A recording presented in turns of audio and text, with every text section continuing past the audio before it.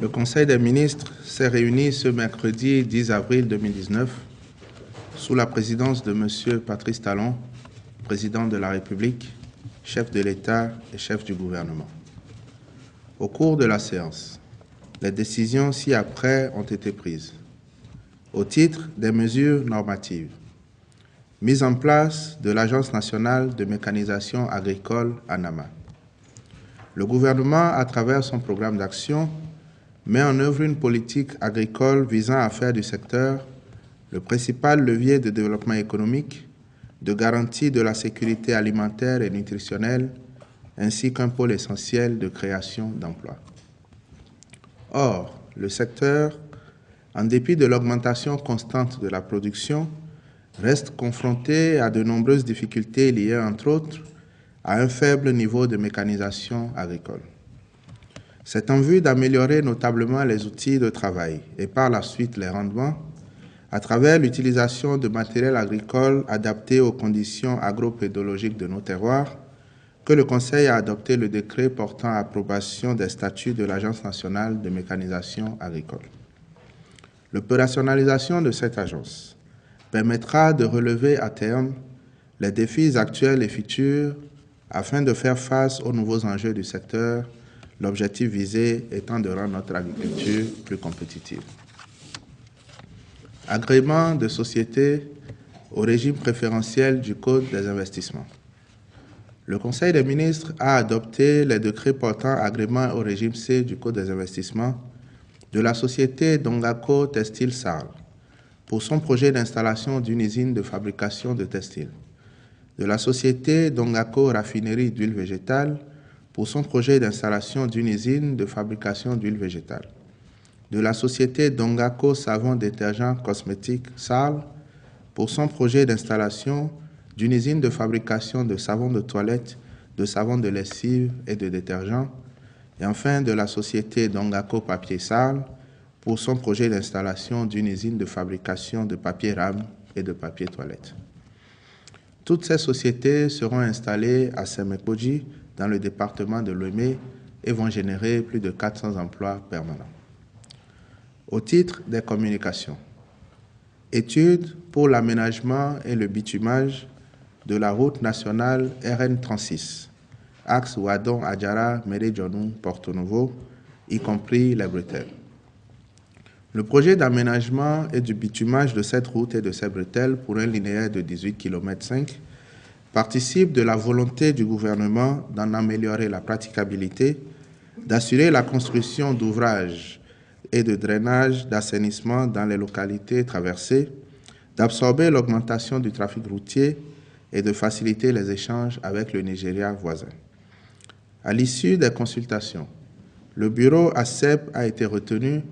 pour réaliser les études technico-économiques d'impact environnemental,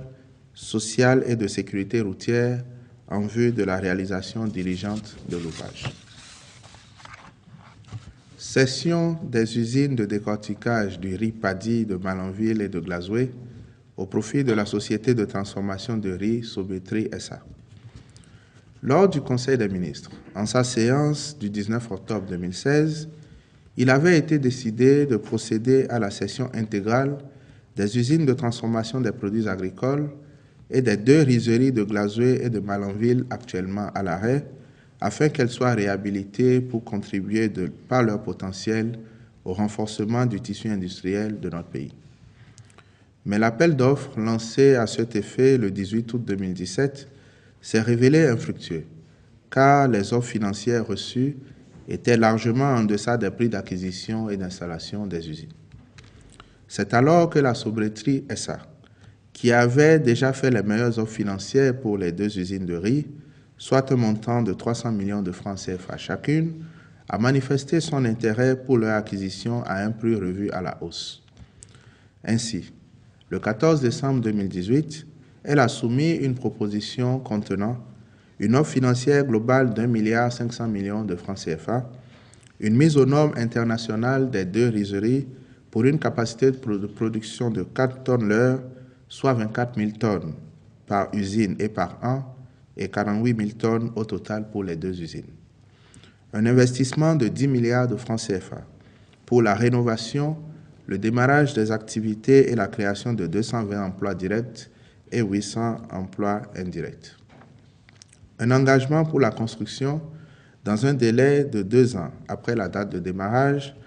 de 2 autres usines de décortiquage de riz paddy d'une capacité de 24 000 tonnes chacune dans la vallée de Lomé pour un investissement supplémentaire de 15 milliards de francs CFA. À l'appui de cette offre, la société Sobetri SA a démontré qu'elle est en consortium avec de grands groupes réputés dans le domaine, autant d'atouts qui attestent de la solidité de ses capacités. Au regard donc de la qualité de son dossier, le Conseil des ministres a autorisé la cession des 2 usines à Sobetri SA et instruit le ministre de l'Économie et des Finances de formaliser l'opération. Protection de la façade maritime et de certains postes frontaliers terrestres du Bénin. Les actes de piraterie maritime survenant dans la sous-région ouest africaine ont particulièrement affecté notre pays entre les années 2008 et 2011, sans oublier quelques autres cas survenus ultérieurement.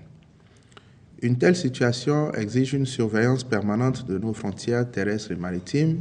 afin de renforcer la sécurisation de nos eaux et d'en rassurer les usagers. À cet effet, la société norvégienne Vissim AS, mondialement connue comme leader dans la conception des logiciels de surveillance maritime, a été identifiée en raison de son expérience pour fournir des solutions de pointe à notre pays dans le cadre de la protection de toute sa façade maritime ainsi que de certaines de ses frontières terrestres. L'opération, qui vise principalement à renforcer la sécurité autour de nos frontières et du port autonome, permettra de construire un nouveau centre national de contrôle maritime à Cotonou, renforcer la surveillance et la protection des navires locaux contre les effets de la piraterie,